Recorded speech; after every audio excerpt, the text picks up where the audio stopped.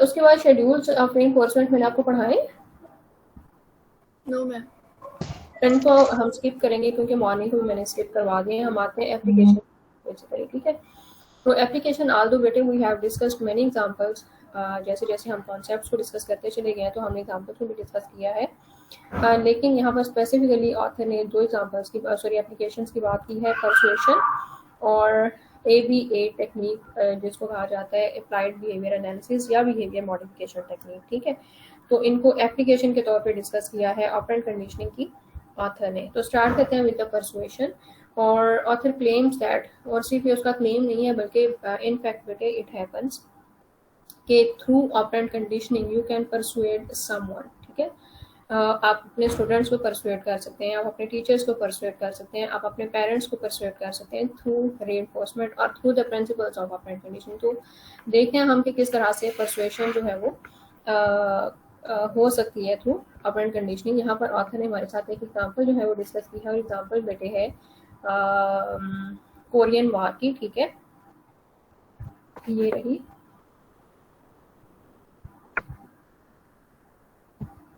और again this is a real life example.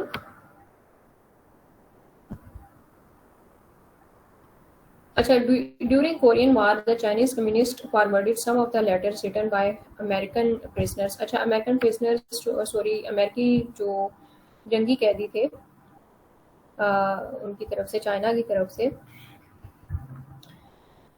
अच्छा, उनको बेटे जो कैदी थे ना उन्होंने नोट किया कि उन कैदी जो लिखते हैं अपने लेटर्स लिखते हैं अपने घर वालों को या जहाँ भी उनके जो लेटर्स आते हैं, तो दे नोटिस के सिर्फ उन लोगों के लेटर्स या उनके रिप्लाईज वापस आते हैं जिन कैदियों ने चाइनीज के बारे में कोई फेवरेबल स्टेटमेंट लेटर में लिखी हुई होती है, ठीक है। तो व्हेन दे नोटिस दिस, तो सारे प्रिजनर्स ने जो है ना चाइनीज के बारे में कुछ फेवरेबल अपने लेटर्स में लिखना शुरू कर दिया, ठीक है। तो देखें कि किस तरह से उन्होंने ना परसुएशन का प्रोसेस स्टार्ट किया। एंड उनका जो गोल था ना वो ये था, पहले उनका एंड गोल देख लेते हैं कि क्या था। कि उनका एंड गोल ये था कि without torture and with only modest reinforcements the Chinese induced prisoners to denounce the United States, make false confessions, inform on fellow prisoners and reveal military secrets। ये उनका था एंड गोल, जो ऑब्जेक्टिव जो कि उन्होंने अचीव करना था थ्रू ठीक है। अच्छा, तो उन्होंने देखे स्टार्ट कहाँ से किया है। स्टार्ट उन्होंने किया है कि उन कैदियों के रिप्लाईज ज़्यादा वापस आते हैं जिनके लेटर्स में कुछ फेवरेबल स्टेटमेंट होती थी चाइनीज़ के बारे में। तो देन दे नोटिस्ड कि ऐसा होता है, तो ज़्यादा प्रिजनर ने जो है वो चीनियों के बारे में कुछ अच्छा लिखना शुरू कर दिया अपने लेटर्स के बारे में, जैसे वो हमें अच्छा रखते हैं, यहाँ पर हम बेहतर तरीके से रह रहे हैं, बेहतर हमारे पास जो है कंडीशन है रहने के लिए, कुछ ऐसा सा, ठीक है। अच्छा, जब ये उनकी हैबिट स्ट्रॉन्ग हो गई, ठीक है, हैबिट स्ट्रॉन्ग होने के बाद उन्होंने अगला स्टेप जो है वो स्टार्ट किया। और अगला स्टेप क्या था कि देयर वाज एन ऐसे कॉन्टेस्ट, ठीक है। और ऐसे कॉन्टेक्स्ट में होना क्या था कि उनको ज़्यादा खाना या एक्स्ट्रा जो है वो अदर प्रिविलेजेस दिए जाएंगे उन सोल्जर्स को हु रोट द बेस्ट ऐसे इन द कैप्टर्स ओपिनियन, ठीक है। उनके ओपिनियन में जो बेस्ट ऐसे है उनको एक्स्ट्रा प्रिविलेजेस जो है वो कुछ दिए जाएंगे, जैसा कोई अच्छा खाना हो गया या बेहतर कंडीशंस होंगी किसी भी चीज़ को लेके, इस तरह से, ठीक है। और फिर जब ये उनकी हैबिट स्ट्रॉन्ग हो गई और उसके बाद जो है then they gradually more and more soldiers started including such statements. Then the Chinese might ask, you said the United State is not perfect, could you tell us some of the ways in which it is not perfect, ठीक है, so that we can better understand your system। तो आहिस्ता आहिस्ता बेटे जब उनकी habits जो है वो strong हो गई, उसको चाइनीज़ को फेवर देने की या उनके बारे में कुछ अच्छा लिखने की या उनके बारे में कुछ अच्छा कहने की, तो बेसिकली न्यूरल पाथवेज बन जाते हैं ना आपके ब्रेन में, ठीक है। आपकी जो है वो लर्निंग बेसिकली उन्होंने कैदियों की जो है वो लर्निंग करवाई।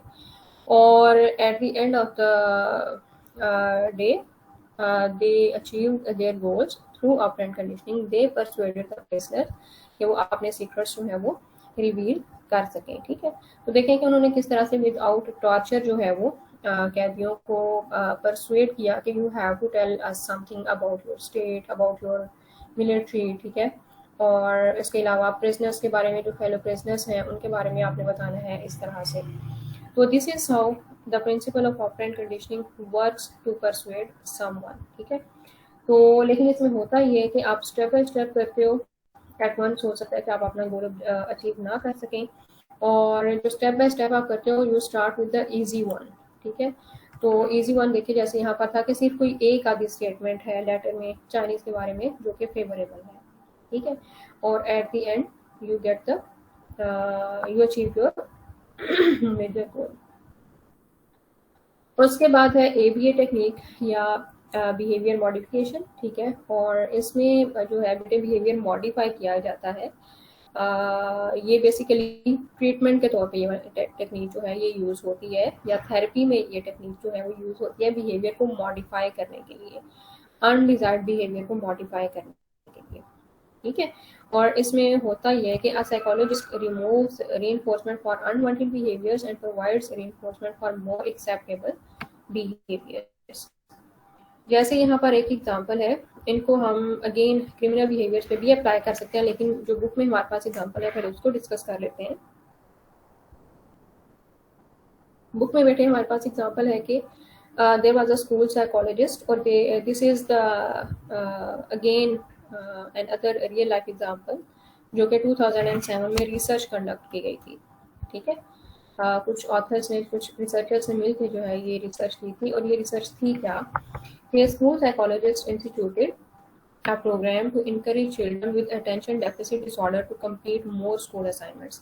अब बेटे अटेंशन डेफिसिट डिसऑर्डर के बारे में हमारी पहले भी बात हो चुकी है कि this is the kind of disorder जिसमें अटेंशन फोकस करना जो है वो मुश्किल हो जाता है किसी पर्सन के लिए। ठीक है, तो एट द एंड मतलब आप कोई काम कंप्लीट नहीं कर पाते, और बहुत डिस्टर्ब किस्म की पर्सनैलिटी होती है, और डिस्टर्ब एक्टिवनेस होती है ना, वो इस तरह की बेसिकली ये पर्सनैलिटी होती है, या डिस्टर्ब एनर्जी जो है ये उस तरह की पर्सनैलिटी होती है। अच्छा, अब साइकोलॉजिस्ट का टास्क क्या था कि उन्होंने जो अटेंशन डेफिसिट डिसऑर्डर के स्टूडेंट्स थे उनको ट्रीट करना था। ठीक है, तो उन्होंने ट्रीट किस तरह से किया कि उन्होंने अनाउंस किया कि अगर कोई स्टूडेंट अपना असाइनमेंट कंप्लीट करेगा तो उसको पॉइंट्स सर्टेन दिए जाएंगे, और अगर अच्छे तरीके से करेगा विदाउट एनी मिस्टेक तो उसको एडिशनल पॉइंट्स जो है वो दिए जाएंगे। ठीक है, अच्छा, और अगर कोई टास्क कंप्लीट नहीं करेगा, असाइनमेंट कंप्लीट नहीं करेगा, तो उसके पॉइंट्स जो है वो लूज भी होंगे, डिडक्ट भी किए जाएंगे, ये कंडीशन से। ठीक है, तो what was the result of this research? At the end of each week those who had accumulated enough points could go to a party or take a field trip। ठीक है, इनके पास इनफ पॉइंट्स हो जाते थे weekend पे, उनको एक trip पे जो है वो ले जाया जाता था। और रिजल्ट क्या था? The result of this programme was a significant increase in completion of assignments and better in class behavior। So this is how we can treat or modify undesired behavior, disturbed behavior through ABA technique। ठीक है, और again this is an application of operant conditioning। इसके बाद एक दूसरी example है, example ये भी इंटरेस्टिंग है लेकिन आप लोग इसको खुद पढ़ेंगे। अच्छा, तो यहाँ पर बेटे हमारा मॉड्यूल जो है वो कंप्लीट होता है ऑपरेंट कंडीशनिंग का, और इस मॉड्यूल में हमारी डिस्कशन जो है वो किस चीज़ को लेकर रही है, अगर हम इसको सम अप करें तो सॉरी समराइज करें तो समरी बेटे इसकी ये है कि हमने इसमें बेसिकली ये समझने की कोशिश की है कि किस तरह से बिहेवियर लर्न किए जाते हैं फ्रॉम इन्वायरमेंटल फैक्टर्स। ठीक है, या अनलर्न किए जाते हैं, या बिहेवियर्स मॉडिफाई किए जाते हैं। तो उसमें जो हमने एक मेन चीज़ या मेन एक फैक्टर है या जो मेन एक प्रिंसिपल समझने की कोशिश की है वो ऑपरेंट कंडीशनिंग था। ठीक है, और ऑपरेंट कंडीशनिंग में जो एक मेजर कॉन्सेप्ट है वो रीइंफोर्समेंट और पनिशमेंट का है। ठीक है, हमने रीइंफोर्समेंट को पढ़ा, हमने पनिशमेंट को पढ़ा, पनिशमेंट कब इफेक्टिव होती है, कब इफेक्टिव नहीं होती, इस चीज़ को हमने पढ़ा। फिजिकल पनिशमेंट इफेक्टिव है या नॉन फिजिकल पनिशमेंट इफेक्टिव है, इसको हमने डिस्कस किया। उसके बाद बेटे हमने कैटेगरीज जो है वो रीइंफोर्स ऑपरेंट कंडीशनिंग की वो डिस्कस की। उसके बाद हमने देखा कि बिहेवियर को शेप या चेंज किस तरह से किया जा सकता है। ठीक है, और फिर उसके बाद we ended our discussion with the application of again operant conditioning in form of persuasion and ABA technique, जो कि बिहेवियर मॉडिफिकेशन की टेक्निक यूज की जाती है फॉर साइकोलॉजिस्ट। ठीक है, अभी तक बेटे आप लोगों का अगर कोई क्वेश्चन है तो आप लोग पूछ सकते हैं।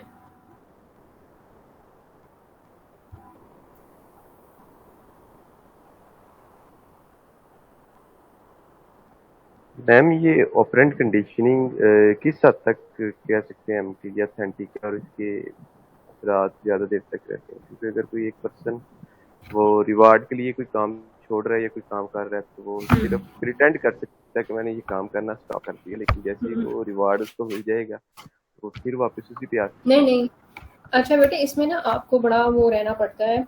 बीइंग साइकोलॉजिस्ट या इवन मतलब जो भी आपका एक स्टेटस है, मतलब बीइंग टीचर अगर मैं आपको रीइंफोर्स कर रही हूँ, या बीइंग मदर कोई आपको रीइंफोर्स कर रहा है, ठीक है, पेरेंट्स के तौर पे, या बीइंग स्टेट आपको रीइंफोर्स, आप किसी को रीइंफोर्स कर रहे हो, मतलब कोई भी आपका स्टेटस है, तो इसमें फिर आपको बड़ा विजिलेंट होना पड़ता है कि आपका जो टास्क आप चाह रहे हो, डिजायर्ड बिहेवियर, उसकी क्वालिटी को भी आप इंश्योर करो। ठीक है, रीइंफोर्समेंट तभी मिलेगी जब आप एक क्वालिटी वर्क शो करोगे, अदरवाइज आपको रीइंफोर्समेंट प्रोवाइड नहीं की जाएगी। और दूसरा जो आपका क्वेश्चन का पार्ट है वो ये है कि ये कितनी देर तक के लिए इफेक्टिव है, यही है ना? जी। ठीक है, तो बेटे इट डिपेंड्स, समटाइम्स ऐसा होता है कि हम थ्रू आउट द टास्क, मतलब हमने एक टारगेट सेट किया हुआ है कि जैसे कंपनी ने एक टारगेट सेट किया हुआ है कि हमने इतनी सेल जो है वो करनी है, या इतनी इंश्योरेंस पॉलिसीज जो है वो हमने सेल करनी है। तो उसमें ऐसा नहीं होता कि आप जो है वो आप अपने एम्प्लॉय से कहो कि पहले 3 महीने जो है वो आपको बोनस दिया जाएगा, आप मैक्सिमम जो है वो पॉलिसी सेल करें। तो 3 महीने आप बोनस देते हो, आपके एम्प्लॉय जो है वो अच्छी आपको परफॉर्मेंस दिखाते रहेंगे, लेकिन जैसे ही आप बोनस जो है वो विद होल्ड करोगे तो उसमें जो है वो डेफिनेटली उनकी परफॉर्मेंस जो है वो कम हो जाएगी। हो सकता है कि बिल्कुल पहले जैसी ना हो जो कि उसमें रीइंफोर्समेंट से पहले थी, लेकिन कमी जो है वो ज़रूर आएगी। तो इस केस में बेटे फिर आपको थ्रू आउट द प्रोसेस अपना टारगेट अचीव करने तक के लिए रीइंफोर्समेंट प्रोवाइड करनी होगी। ठीक है, being an employer, being an organisation, आपको थ्रू आउट द प्रोसेस जो है वो रीइंफोर्समेंट मैम प्रोवाइड होगी। सम केसेस में ऐसा भी तो हो सकता है कि ये जो आप स्टिमुलस प्रोवाइड करते हैं, एक दफा स्टार्ट करते हैं, वो बंदा लाइफ टाइम अडॉप्ट कर लेता है। हाँ, ये ऐसा एम्प्लॉय भी की हद तक तो ठीक है, और कुछ एक्टिविटी ऐसी भी होंगी डेफिनेटली जो बंदा हाँ, अडॉप्ट करता है फिर कंटिन्यू रखता है उसको। एग्जैक्टली कांटी उस, अच्छा उस केस में बेटे फिर क्या होता है, जैसे हमने अपने बच्चों को सिखाना है कि आपने नमाज रेगुलरली पढ़नी है, ठीक है, शुरू शुरू में हो सकता है कि हमें बच्चों को रीइंफोर्समेंट भी प्रोवाइड करनी हो। हम रीइंफोर्समेंट जो है उनको प्रोवाइड करते हैं कि अच्छा बेटे अगर आज आपने नमाज पढ़ी ना तो आज आपको जो है वो चॉकलेट दी जाएगी, ठीक है, अगले दिन आप नमाज पढ़ोगे फलां चीज़ दी जाएगी, या बच्चों को अप्रिशिएट कर दिया जाएगा। तो मतलब आप रीइंफोर्समेंट बच्चे को प्रोवाइड कर रहे हैं, लेकिन साथ साथ उसकी हैबिट जो है ना वो एक डेवलप होती जा रही है कि उसने नमाज पढ़नी है।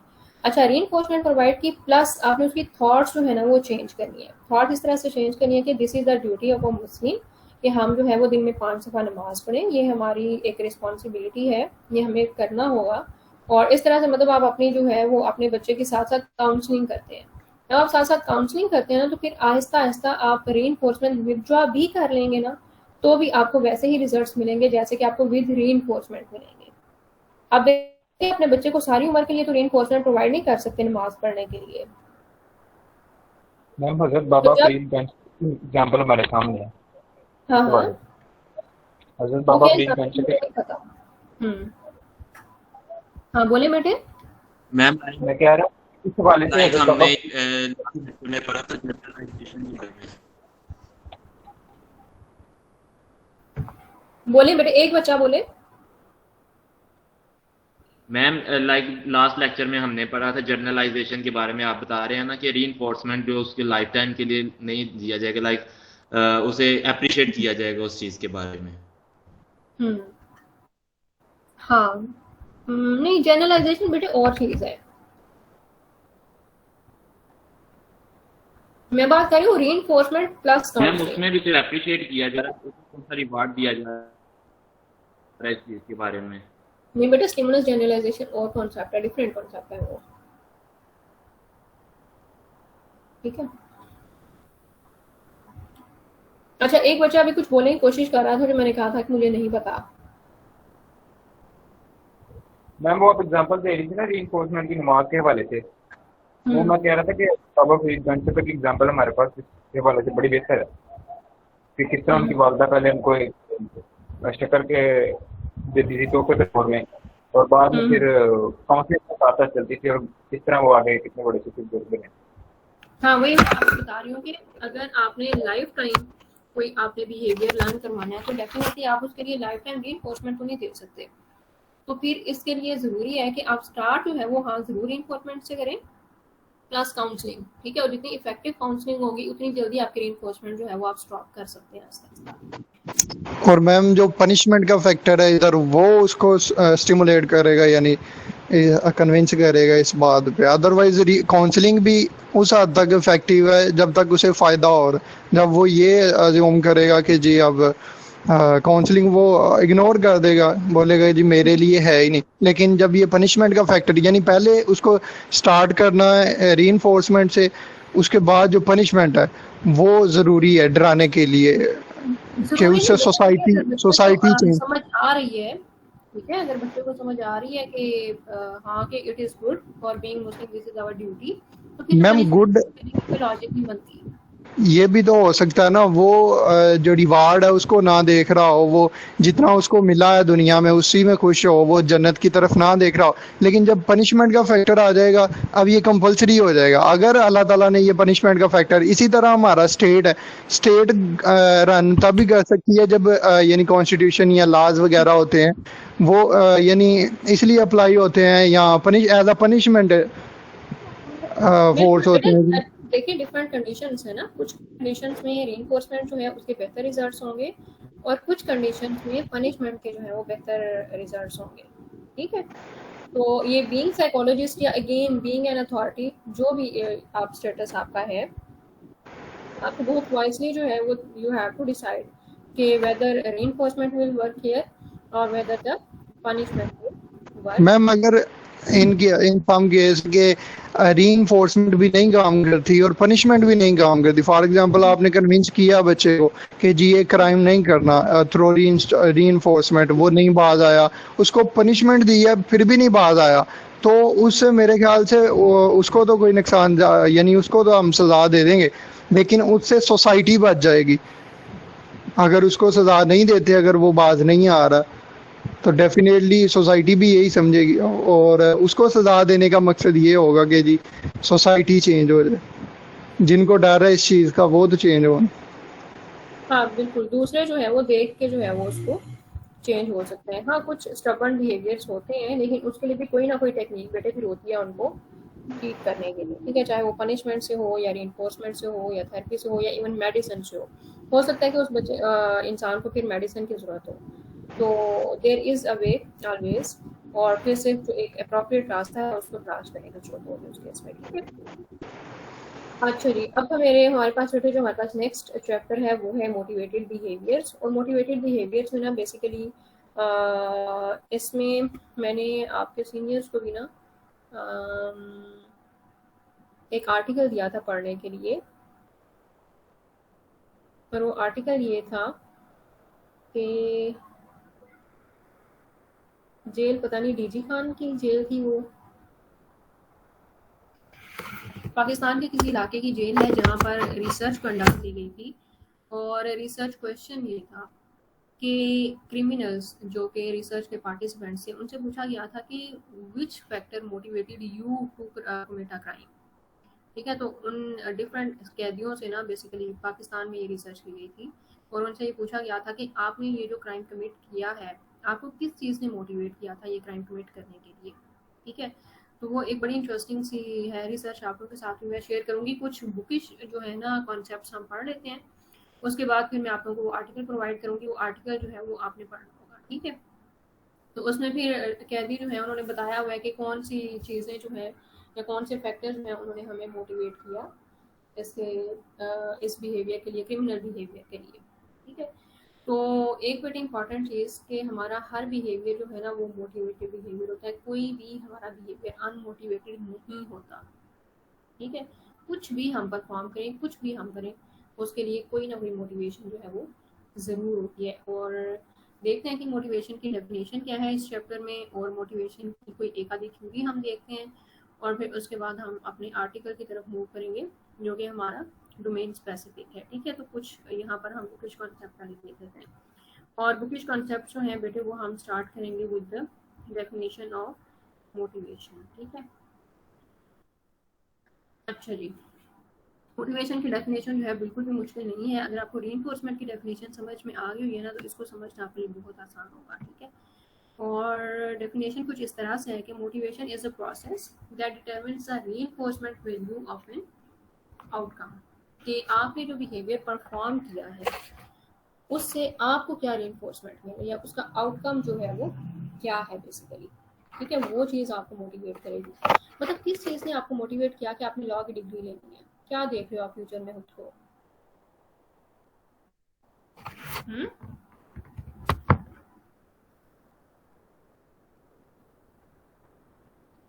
फोर्सफुली। फोर्सफुली, देखो ये भी एक मोटिवेशन है आपके लिए, ठीक है। कि फोर्सफुली किसी ने तो फोर्स किया ना, आपकी फैमिली में से, आपके फ्रेंड्स में से, ठीक है। तो you are just pleasing them, father ने आप फोर्स सिर्फ उनको किया। प्लीज कर रहे हो,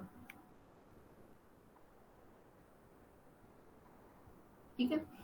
तो कोई भी रीजन हो, that is the motivation behind your this degree, ठीक है। तो motivation is the process that determines the reinforcement value of an outcome. और समटाइम्स हमारा कोई एक बिहेवियर ज़्यादा मोटिवेटेड होता है, उसको हम प्रेफर करते हैं, ठीक है। जैसे भूख लगी हुई है तो उस वक्त खाने से जो है ना वो ज़्यादा मोटिवेशन हमारे लिए कोई स्ट्रॉन्ग नहीं हो सकती, तो सबसे पहले हमारी कोशिश होगी हम खाना खाएं, ठीक है। समटाइम्स भूख से जो लोग गुजारा हो रहा होता है तो हम पढ़ते रहते हैं, उस टाइम जो है पढ़ना ज़्यादा इंपॉर्टेंट होता है, ठीक है। तो ऐसा होता है कि समटाइम्स कोई एक मोटिवेशन डोमिनेट कर रहा होता है, दूसरे टाइम पे कोई दूसरा कर रहा होता है, तीसरे टाइम पे कोई तीसरा कर रहा होता है, लेकिन हमारे सारे के सारे बिहेवियर जो हैं वो बेटे मोटिवेटेड बिहेवियर्स ही होते हैं। अच्छा, अब मोटिवेटेड बिहेवियर्स को एक्सप्लेन करने के लिए बेटे यहाँ पर हम 2 थ्योरीज पढ़ेंगे। एक ड्राइव थ्योरी है और दूसरी जो है वो इंसेंटिव थ्योरी है, ठीक है। और एक मिनट बेटे, मुझे 1 मिनट दिए जरा आप लोग।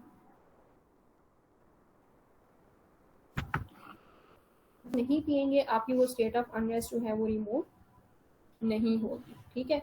तो ड्राइव थ्योरी के मुताबिक हम बिहेवियर को इसलिए परफॉर्म करते हैं, क्योंकि अगर हम परफॉर्म नहीं ना करते तो हम अनरेस्ट फील कर रहे होते हैं या इरिटेशन हम फील कर रहे होते हैं, ठीक है। There are certain criminals even के जो क्राइम सिर्फ इसलिए अपनी सेल्फ सेटिस्फेक्शन के लिए जो है वो क्राइम कमिट कर रहे होते हैं, और जब तक वो एक एंटी सोशल बिहेवियर परफॉर्म नहीं कर लेते उनको जो है वो सुकून नहीं मिलता, ठीक है।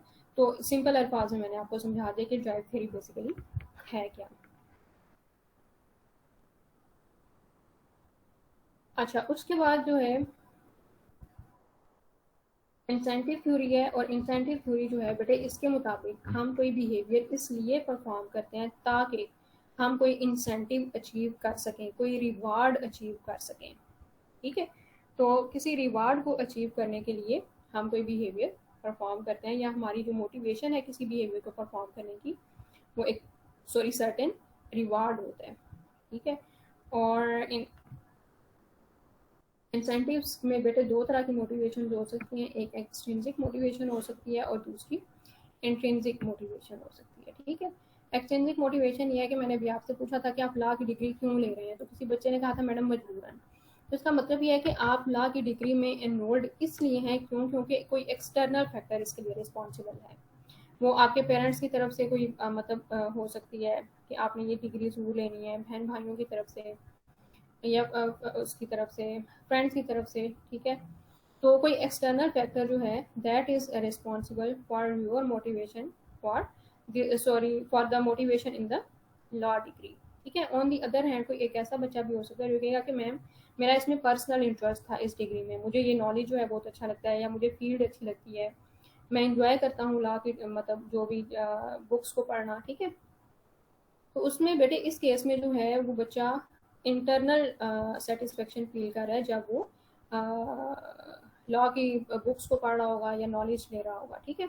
तो इस किस्म की मोटिवेशन को कहा जाता है intrinsic motivation. This is based on the pleasure that the act itself provides, ठीक है। For example working a crossword puzzle और playing a video game is based on intrinsic motivation. तो 2 तरह की मोटिवेशन होती हैं, इंट्रिंसिक मोटिवेशन और extrinsic motivation. Extrinsic वो जिसके लिए एक्सटर्नल फैक्टर्स रिस्पॉन्सिबल हैं, इंट्रिंसिक वो जिसके लिए इंटरनल फैक्टर्स रिस्पॉन्सिबल हैं।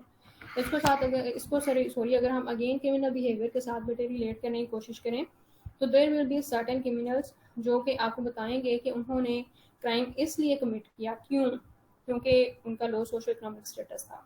ठीक है, तो वो चूंकि अपनी बेसिक नीड्स को फुलफिल नहीं कर पा रहे थे, इसलिए हमें ये क्राइम कमिट करना पड़ा।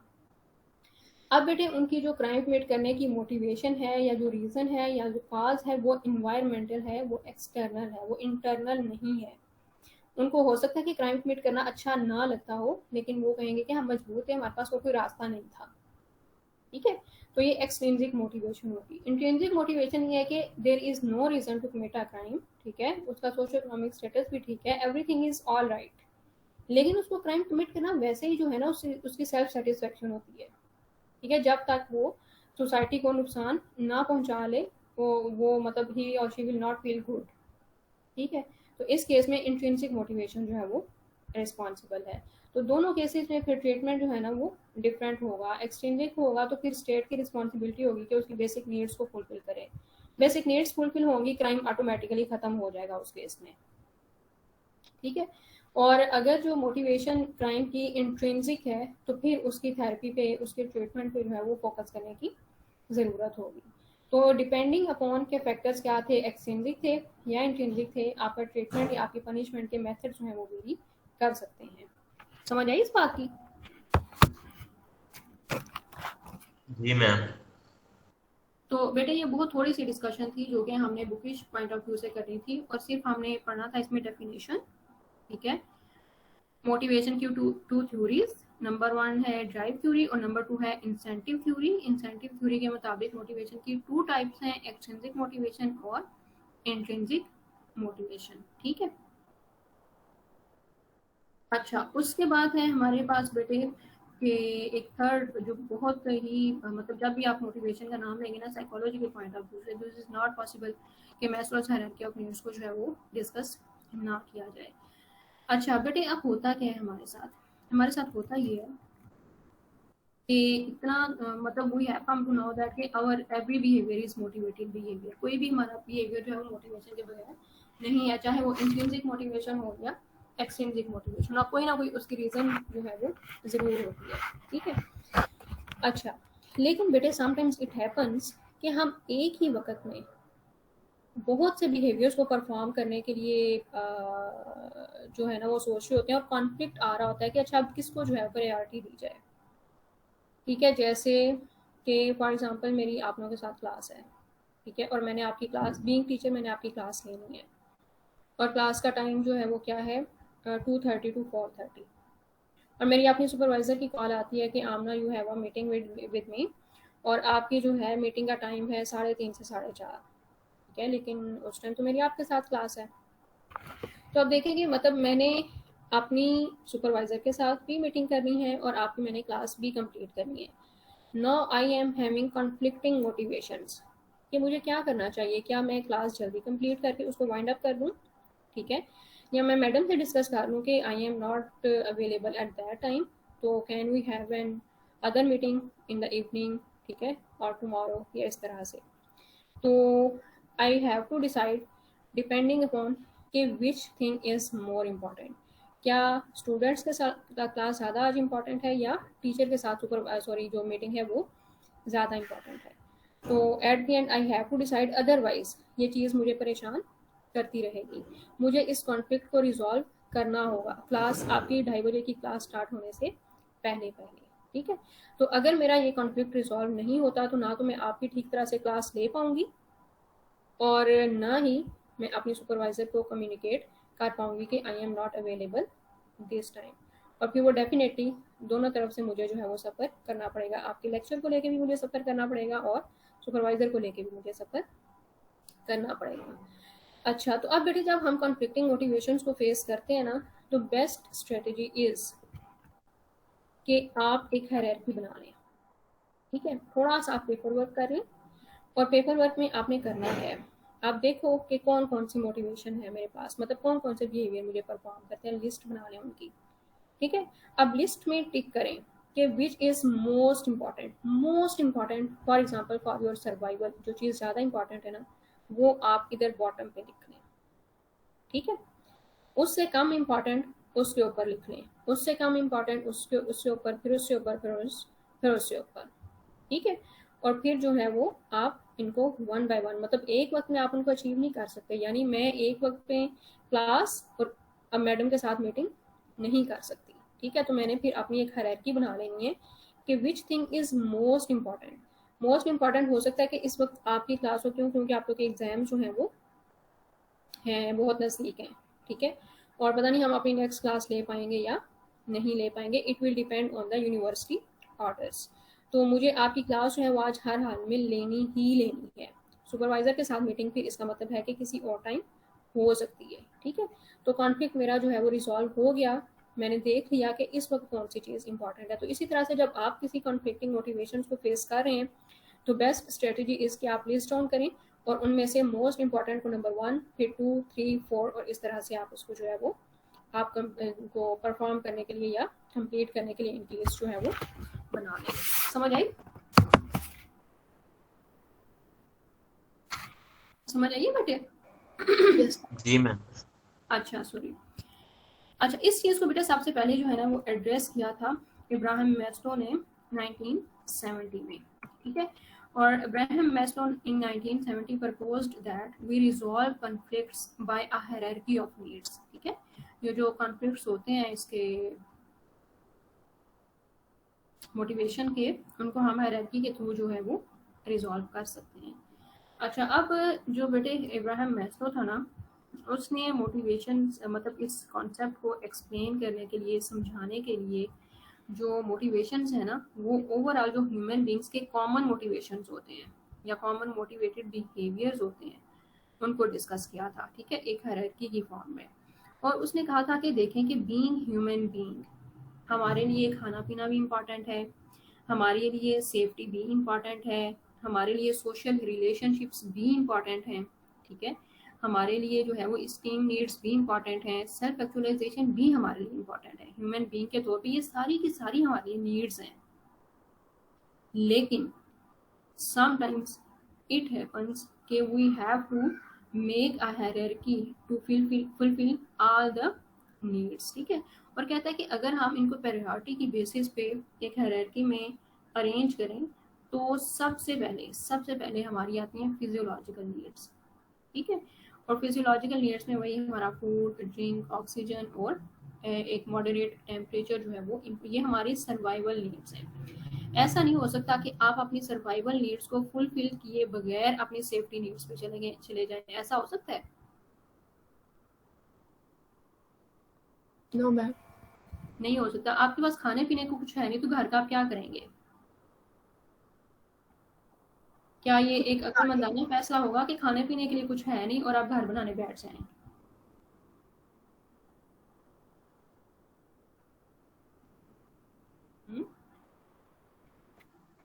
पहले हमारा फोकस होगा सर्वाइवल पे, ठीक है। और हमारा सर्वाइवल किस में है? बेसिक नीड्स के फुलफिल होने पे, ठीक है। जब वो हमारी कंप्लीट होंगी तो फिर बेटे हम अपनी सेफ्टी नीड्स को फोकस में लेके आएंगे। सेकंड नंबर पे human beings motivation safety needs होती हैं।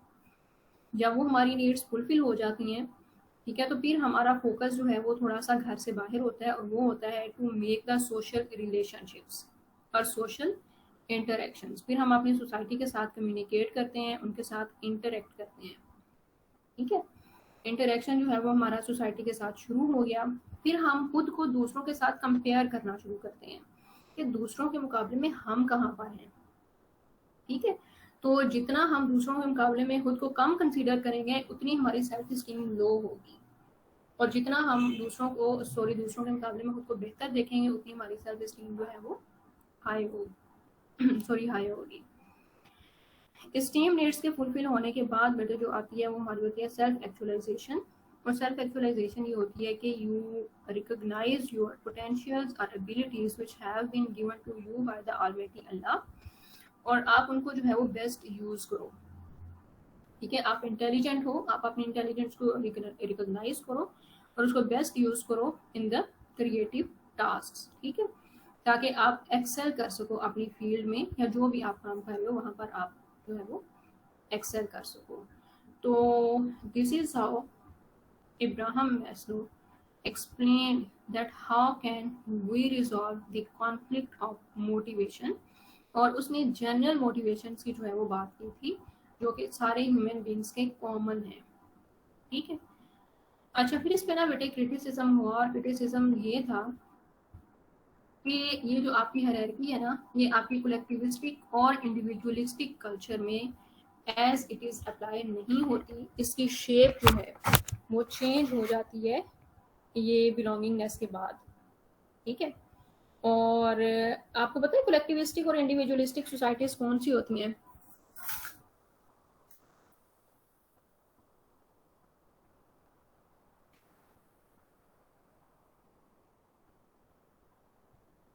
No ma'am.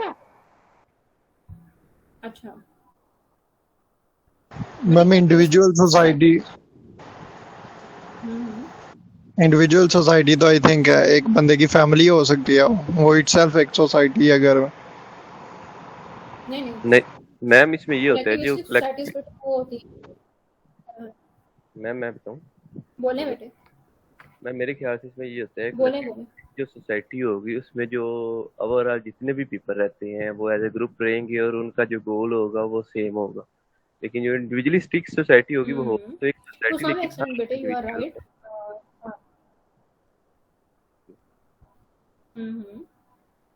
मैम अच्छा इंडिविजुअलिस्टिक में बेटे ये है टू कि वो सम इंडिविजुअल एक्सटेंट जो है ना you are right.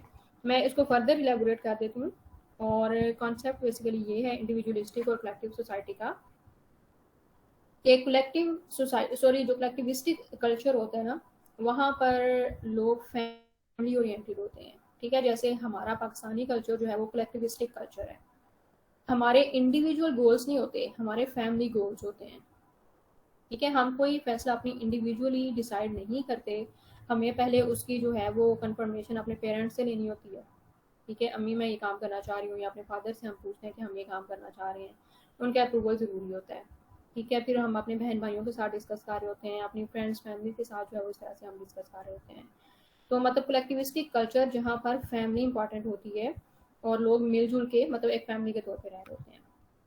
Individualistic culture के जहाँ पर इंडिविजुअल अचीवमेंट्स जो है ना वो इम्पॉर्टेंट होती हैं, फैमिली गोल्स इम्पॉर्टेंट नहीं होते, जैसे कि यूरोपियन कंट्रीज हैं।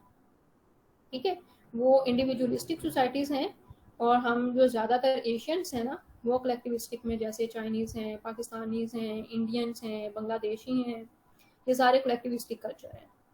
ठीक है, और जो इंडिविजुअलिस्टिक हैं वो यूरोपियन जो कंट्रीज आ जाते हैं ना वो उसमें फॉल करते हैं।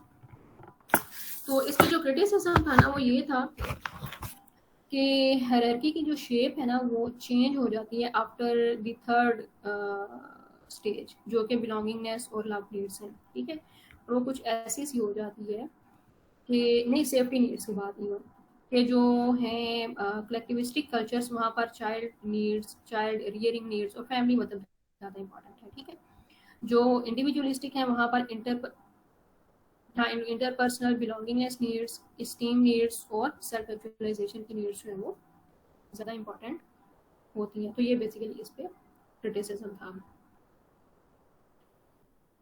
अच्छा जी, तो यहाँ तक बेटे हमारी डिस्कशन थी, बुकिश डिस्कशन। अब हम आते हैं अपने आर्टिकल की तरफ। तो आई होप कि वो आर्टिकल अभी इसी लैपटॉप में होगा।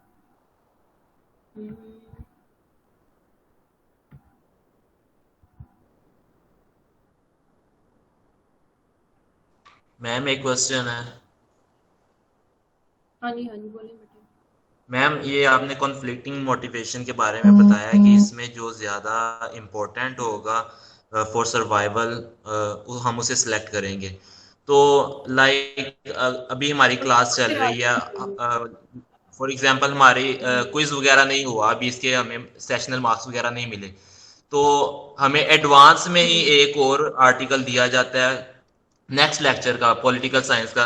उसे एडवांस में ही सर कह देते हैं कि इस लेक्चर के फौरन बाद मैं इसका भी क्विज लूंगा, आपने सिर्फ स्टडी करना है। ये भी तो कॉन्फ्लिक्टिंग मोटिवेशन में आएगा। तो हम इसे किस तरह टैकल करेंगे? दोनों के सेशनल मार्क्स हैं, दोनों के क्विज हैं। सॉरी बेटे, आप दोबारा जरा बोले, दोबारा बोले। मैम मैं कह रहा हूँ कि लाइक अभी हम फॉर एग्जांपल अगर इमेजिन करें कि हमारे साइकोलॉजी का क्विज नहीं हुआ ना, हमें इसके सेशनल मार्क्स वगैरह मिले हैं, और इसके साथ ही अभी हमारी क्लास स्टार्ट हुई है और उसके फौरन बाद हमारे पॉलिटिकल साइंस की क्लास है, और पॉलिटिकल साइंस के सर ने हमें एडवांस में ही एक आर्टिकल सेंड कर दिया है कि इस आर्टिकल को आप स्टडी करें, तो इसका मैं नेक्स्ट लेक्चर में सरप्राइज क्विज लूंगा। तो दोनों हमारे लिए ज्यादा इंपॉर्टेंट है, दोनों के सेशनल मार्क्स हैं, और हम इस सिचुएशन को किस तरह टैकल करेंगे।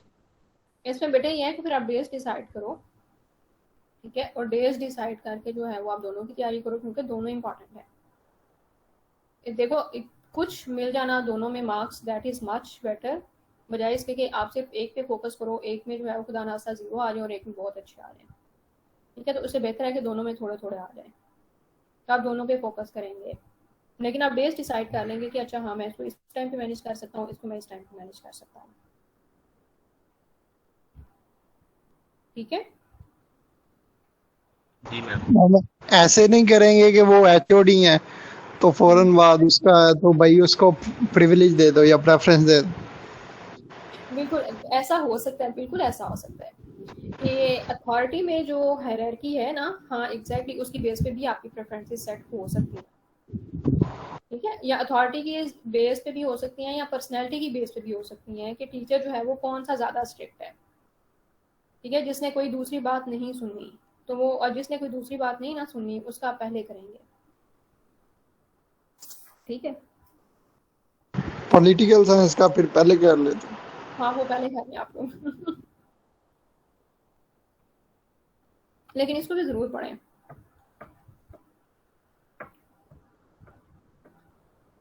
अच्छा, the motivation for crimes, experiences of criminals from district jail Karak, Khyber Pakhtunkhwa, Pakistan, ठीक है, डीजी खान का नहीं था ये, कड़क का था।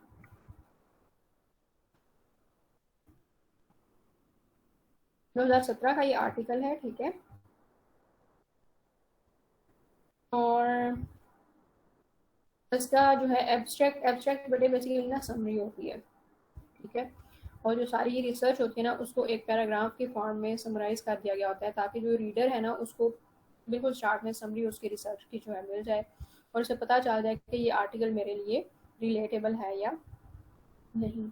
तो यहाँ पर जो एब्स्ट्रैक्ट है वो कुछ इस तरह से है कि the aim of this study is to explore the causes of criminal behaviour among individuals by using qualitative research design, और आगे उन्होंने साइकोलॉजी की टर्म जो है वो यूज़ की हुई है, ठीक है। 15 जो है वो प्रिजनर्स का इंटरव्यू किया गया था, इन डेप्थ इंटरव्यू किया गया था, और उनकी एज रेंज जो है 20 to 40 थी, ठीक है। और इसमें और हमारे लिए पढ़ने वाली क्या बात है, the findings illustrate that majority of the respondents reported to have criminal relatives और criminal peer group who had inspired them to be criminals. तो उस जेल के मुताबिक जो 15 इंटरव्यूज किए गए हैं, ज़्यादातर क्रिमिनल क्यों थे, क्योंकि या तो उनके रिलेटिव्स क्रिमिनल थे या उनका पीयर ग्रुप क्रिमिनल था, ठीक है, जिसकी वजह से वो इंस्पायर हुए। The motivation to be criminals for the majority of them was also to gain wealth and status through shortcuts.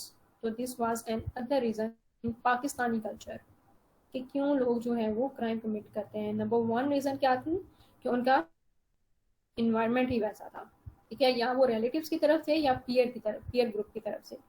Number 2 motivation क्या थी कि वो वेल्थ गेन करना चाहते थे या स्टेटस जो है वो थ्रू शॉर्टकट्स अचीव करना चाहते थे, अच्छा मतलब वो पावर वाला स्टेटस जो है। The respondents were aware of the specialized technique to commit crimes, and they were of the view that they learned these techniques in the company of criminal friends and relatives. Again, देखो उन्होंने techniques कहाँ से सीखी हैं, अपने friends या relative से।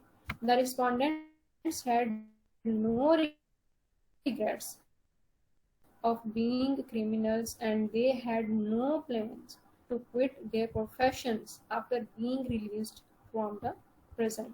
So this is the picture of Pakistani society, Pakistani criminal society basically, ठीक है। 15 इन डेप्थ इंटरव्यूज किए गए थे, और इन डेप्थ इंटरव्यूज का मतलब ये है कि you have a lot of information from one person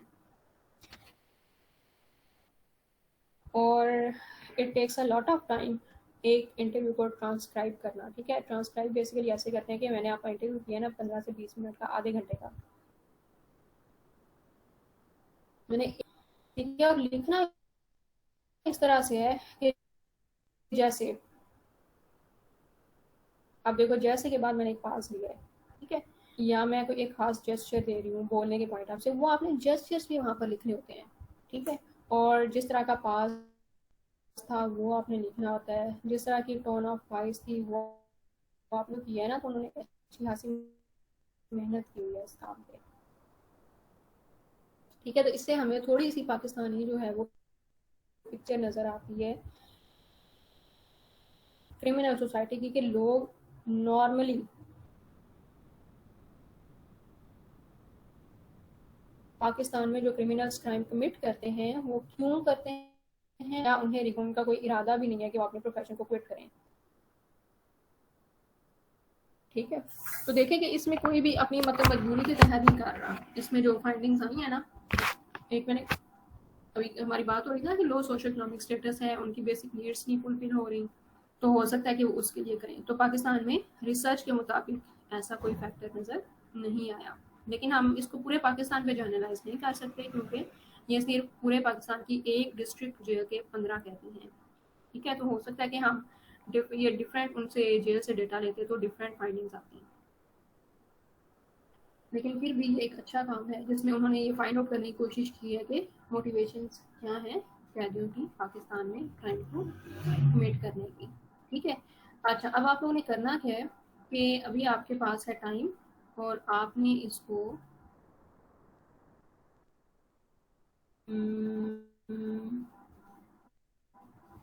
जो है ना इसके मुताबिक पाकिस्तान के मुताबिक जो डेटा है हम सिर्फ वो फिलहाल पढ़ते हैं ताकि हमारे पास वो पिक्चर आए पाकिस्तान की।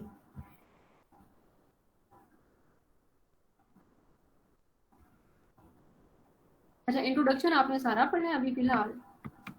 ठीक है, मैं आपको ये आपके ना उधर क्लास में शेयर करूंगी आर्टिकल, और अगेन इसका भी अभी मैम व्हाट्सएप पे नहीं सेंड हो सकता? व्हाट्सएप पे बेटा अगर पूरी सीआर क्लास को काइंडली, सेंड कर सकती।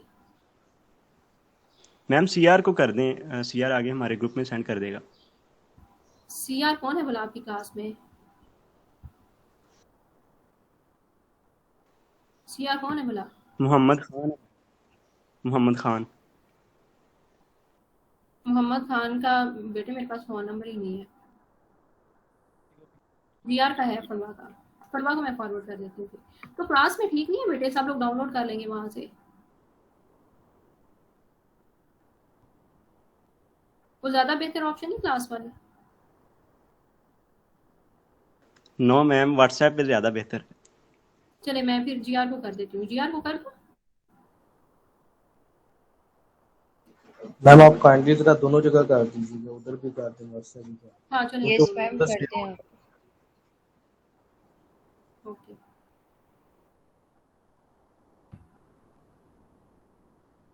चले मैं एक दफा इसको हाईलाइट कर दूं।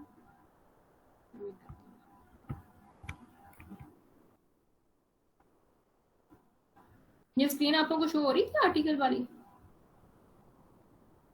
Yes ma'am. ठीक है, एक सेकंड मैं आप लोगों को शेयर करती हूँ। Stop sharing.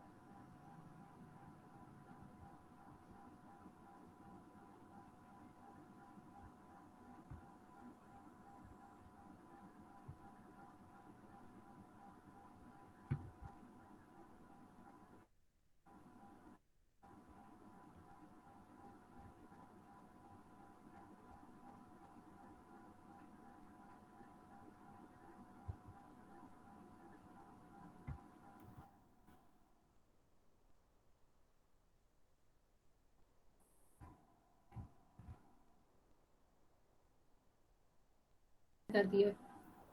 रिसीव हो गया आपको? स्क्रीन शेयरिंग से पहले मैं इसको ओपन कर लूँ।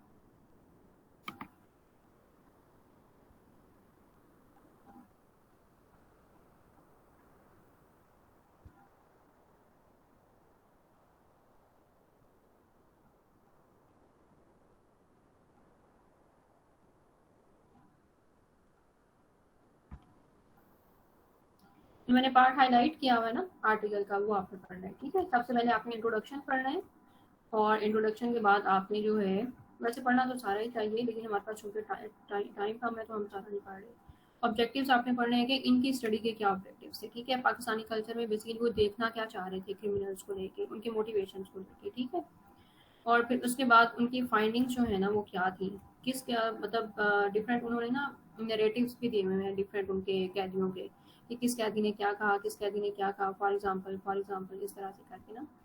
तो ये आपने फाइंडिंग्स पढ़नी है, ठीक है, और then we will discuss it. और अगेन आपके सेशन मार्क्स जो है वो मार्क होंगे। तो 2 सेक्शंस आपने पढ़ने हैं, इंट्रोडक्शन का और फाइंडिंग्स का। और I am in the class, आप लोग क्वेश्चन पूछ सकते हैं अगर यहीं पर आपको पूछने की जरूरत हो तो, ठीक है।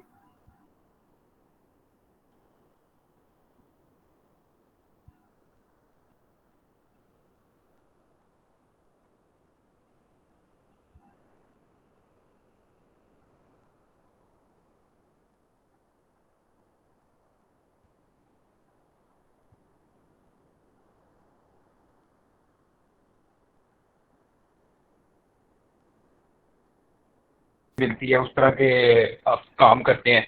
और जिस तरह के टाइम स्टार्टिंग में आप कुछ शायद वो क्राइम सूट ना करे, मतलब कहने का मकसद है कि वो आपकी जो इनर थॉट्स हैं उसके अगेंस्ट ओवरऑल है। एक टाइम आता है उसके बाद आप उस चीज़ को अडॉप्ट करने लग जाते हैं और उसको बिल्कुल ठीक समझने लग जाते हैं। फिर ऑब्जेक्टिव एंड उसमें कंक्लूजन है ना वो यही है कि society plays a major role for learning criminal behaviour, ठीक है। और देखेंगे इसमें मेजॉरिटी ने जो है वो अपने या तो रिलेटिव से सीखा हुआ है या अपने पीयर ग्रुप से सीखा हुआ है। और मतलब प्रेशर ये बेसिकली या तो फैमिली की तरफ से है या वो पीयर प्रेशर है। Yes ma'am. जो मैम इसमें हाँ इसमें मैम 3 किस्म के क्रिमिनल, हाँ बोले बेटे। मैम इसमें 3 किस्म के क्रिमिनल्स का जिक्र है। एक वो जिनको पीयर ग्रुप्स और फैमिली ग्रुप्स दोनों की तरफ से जो है ना मोटिवेशन मिली है, यानी कि उनका भाई भी क्रिमिनल और उनके जो जिनके साथ उठते बैठते हैं वो भी क्रिमिनल। फिर एक वो है कि जिनके घर वाले तो लॉ के अबाइडिंग है, यानी कि वो उनको कहते हैं कि आप लॉ को फॉलो करो, लेकिन वो पीयर ग्रुप्स की वजह से जो है ना क्राइम में मुब्तला है। और एक वो है जिनका यानी कि एक्सप्लेन नहीं हो सका, लेकिन वो जो है ना कहते हैं कि हमारी जो जुडिशरी है ना वो अनफेयर है। और इनडायरेक्टली या डायरेक्टली तीनों जो टाइप्स है ना वो यही कहती हैं कि जी जुडिशरी और जो हमारा लॉ का सिस्टम है वो हमारे लिए अनफेयर है, और हमारे लिए इस तरह की सोसाइटी बगैर क्राइम के जिंदा रहना जो है ना बहुत मुश्किल है।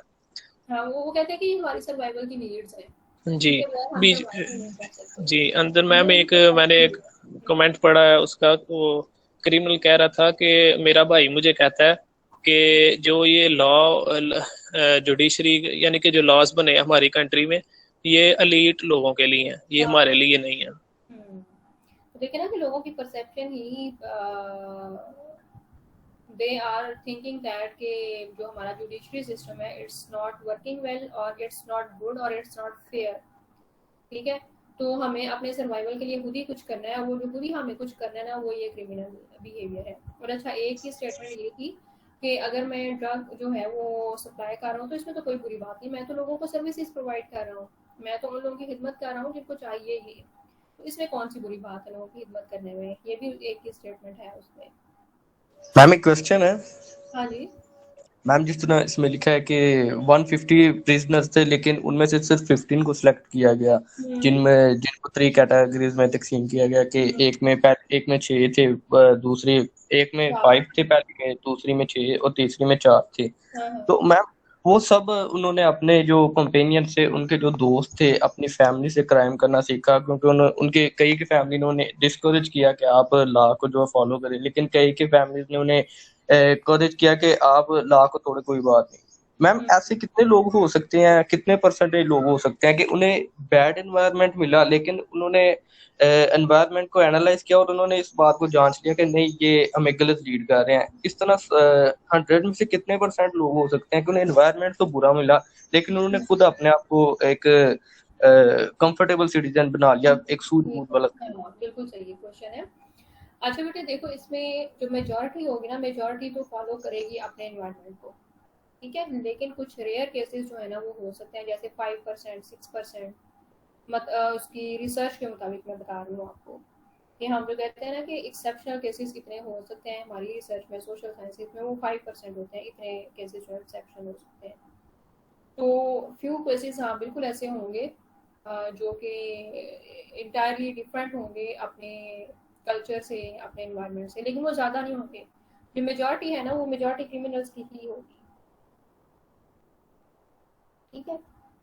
और वो जो अच्छे होंगे ना, उनके अच्छे होने की भी कोई रीज़न होगी, उनको भी कोई एनवायरनमेंट में से ऐसा इंडिकेटर मिला हुआ होगा जिसकी वजह से वो अच्छे हैं, ठीक है। वो इंडिकेटर हो सकता है उनकी अपनी कम्युनिटी से जरा बाहर जाकर उन्हें मिला हुआ होगा, ठीक है। या मैम ये इंसान की लाइफ के ऊपर रीइंफोर्समेंट ज़्यादा मैटर करती है या पनिशमेंट पॉजिटिव करने के लिए उसे? स्किनर के मुताबिक रीइंफोर्समेंट ज्यादा मैटर करती है। इसके मुताबिक ये जो जिसका ये परा नहीं बॉक्स, स्किनर बॉक्स, इसके मुताबिक रीइंफोर्समेंट ज्यादा मैटर करती है।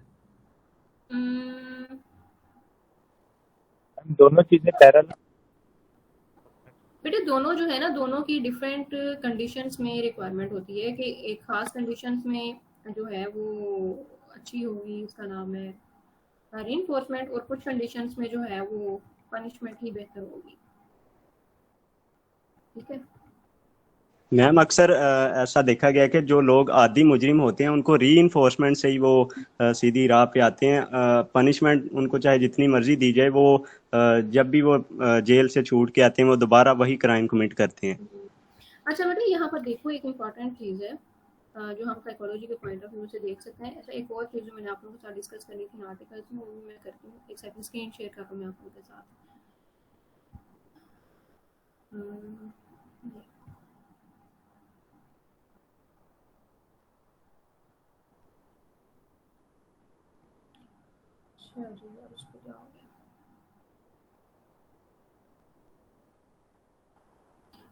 मेरी आवाज़ आ रही है?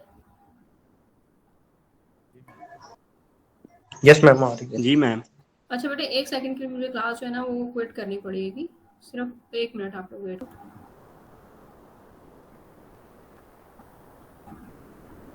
यस मैम हो रही है। ठीक है। अच्छा बेटा यहाँ पर ना कुछ और थ्योरीज हैं। एक तो हमने ऑपरेंट कंडीशनिंग की थ्योरी पढ़ी है, ठीक है। ऑपरेंट कंडीशनिंग के प्रिंसिपल्स जो है ना यहाँ पर हमें अप्लाई होते हुए नजर आ रहे हैं कि सारे क्रिमिनल्स ने, सब क्रिमिनल्स ने थ्रू रीइंफोर्समेंट ही अपना बिहेवियर जो है वो लर्न किया है। ऐसा ही है ना कि उनको सोसाइटी की तरफ से जो है वो अप्रूवल मिल रहा था, फैमिली की तरफ से, उनके पीयर ग्रुप की तरफ से जो है वो अप्रूव किया जा रहा था उनके बिहेवियर्स को, ठीक है। तो then they came to know that कि we are performing a good behaviour, या एक जस्टिफाइड उनका बिहेवियर है। ऐसा ही है ना? Yes ma'am. ठीक है। दूसरी बेटे यहाँ पर जो थ्योरी हमारे सामने आ रही है वो इमाइल्डर क्राइम की, आप लोगों ने डेफिनेटली ये पढ़ी हुई होगी उसमें सोशियोलॉजी में, इमाइल्डर क्राइम की जो थ्योरी है, ठीक है। उसके अलावा लैम्ब्रोसो की थ्योरी भी आपने पढ़ी हुई होगी सोशियोलॉजी में, पढ़ी है कि नहीं पढ़ी हुई? यस मैम पढ़ी है। पॉजिटिव्स। उसके बाद हाँ जो सदरलैंड की थ्योरी है वो भी आप लोगों ने यकीनी तौर पे पढ़ी हुई होगी। ये पढ़ी है आपने कि नहीं? नो मैम ये नहीं पढ़ी। और अच्छा बेटा ये थ्योरी भी बेसिकली यही कहती है कि there is a relationship between criminals peers group and criminal behaviour formation, ठीक है। कि आपका जो पीयर ग्रुप है क्रिमिनल, वो यकीनी तौर पे लोगों में क्रिमिनल बिहेवियर को काज करता है, ठीक है। अच्छा उसके अलावा जो एक यहाँ पर एक और थ्योरी है वो है अगेन साइकोलॉजी की थ्योरी है जो कि है through imitation, social learning theory. तो ये वैसे मुझे आपको पढ़ानी चाहिए थी सोशल लर्निंग थ्योरी। और सोशल लर्निंग थ्योरी बेटे बेसिकली ये कहती है कि we do learn through imitation, through observation and we do model others behaviour. मतलब देखो कि लोगों ने देखा कि उनके फादर जो है वो क्राइम कमिट कर रहे हैं, तो फादर एक रोल मॉडल होता है, ठीक है, और बच्चा जो है उसको बहुत कीनली ऑब्जर्व करता है कि मेरे पेरेंट्स जो क्या कर रहे हैं या मेरे बड़े बहन भाई क्या कर रहे हैं, तो बच्चा एज इट इज कॉपी करता है अपने पेरेंट्स को और अपने बड़ों को, ठीक है। तो सोशल लर्निंग थ्योरी ये कहती है कि people do learn criminal behaviour through imitation, through observation and through modelling, ठीक है। Social learning theories have paid special emphasis on the individual and the social factors of the behaviour, therefore the criminal behavior is more likely to be analyzed in the context of the environment in which the crime is learned. तो basically जो उसका context है that is much important to study in order to understand the reasons of the crime. तो यहाँ पर कुछ theories हैं, आपकी finger tips पे होनी चाहिए पेपर के point of view से भी, ठीक है। कौन कौन सी theory है? इमाइल्डर क्राइम की है, लैम्ब्रोसो की है, सदरलैंड की है और सोशल लर्निंग थ्योरी है, ठीक है। तो ये सारी थ्योरीज आपको पता होनी चाहिए कि ये थ्योरीज हैं क्या, उनकी एक बेसिक जो है ना क्रस्ट उनका क्या है। मेरा ख्याल है यहीं तक बस थ्योरीज थी। हाँ, एक डिफरेंशियल एसोसिएशन थ्योरी भी बहुत इंपॉर्टेंट है, ठीक है, ये सदरलैंड की ही है। वो is one of the most influential theory within the academia discourse of sociology of criminal behavior, and theory explains the various agents related to crime, ठीक है। और it was developed in 1939 to account for criminal behavior but may be applied to other forms of deviant behavior as well. और basic assumption इसकी ये है कि deviant behavior is learned through association, ठीक है, just as is conformity. Sutherland believed that principal part of the learning of criminal behaviors occur within intimate and personal groups, ठीक है, through association basically वो कह रहे हैं। Due to strong link and interaction with criminal intimate group, an individual becomes a habitual criminal and commits several crimes. यहाँ पर I think उन्होंने repetition की हुई है।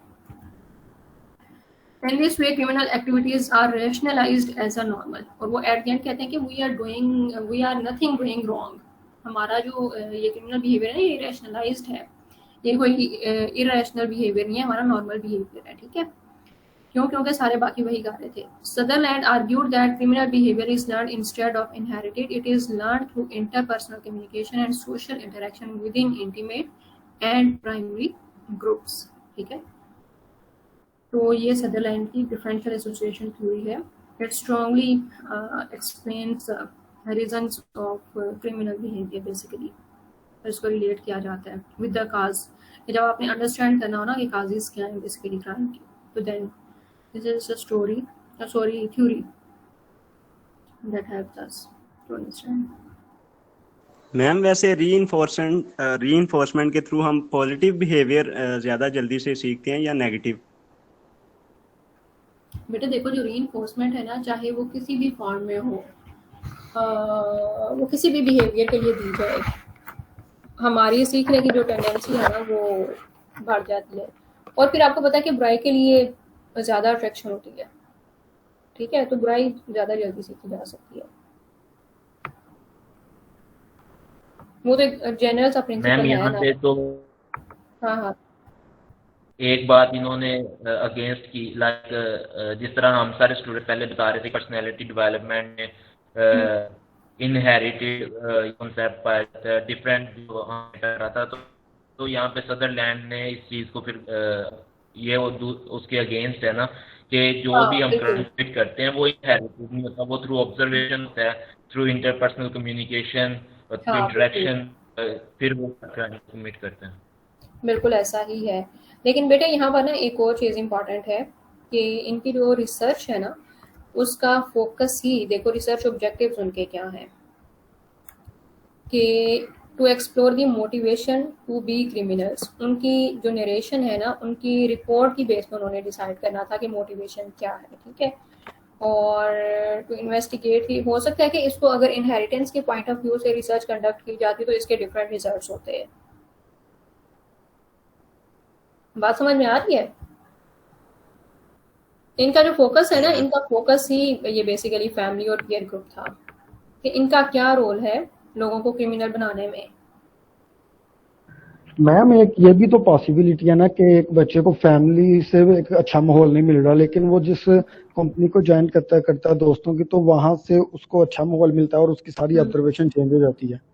वही बेटे, अभी थोड़ी देर पहले एक बच्चे ने क्वेश्चन किया था ना कि कितने % चांसेस हैं कि एक बच्चा जिसका माहौल क्रिमिनल है लेकिन वो खुद क्रिमिनल नहीं बनता। तो मैंने यही आंसर किया था कि अगर वो अच्छा बनता है ना, तो उसके अच्छे बनने के लिए भी उसको एनवायरनमेंट से कोई ना कोई इंडिकेटर मिला हुआ होगा। ठीक है, आपकी जैसे एग्जांपल है, जैसे आप कह रहे हो कि हो सकता है कि उसको फ्रेंड्स अच्छे मिल गए हों, ठीक है, तो माहौल में से एक इंडिकेटर मिल गया ना कि हाँ this is another way to go.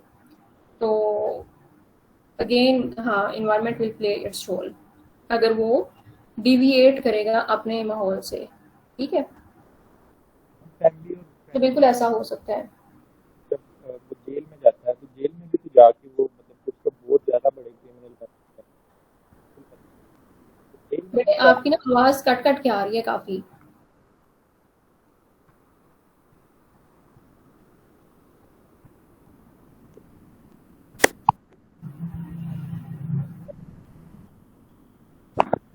Hello, हाँ जी बोले बेटे।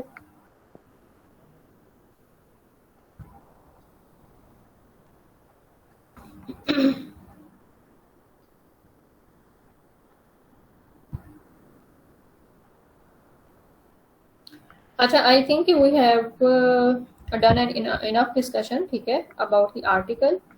और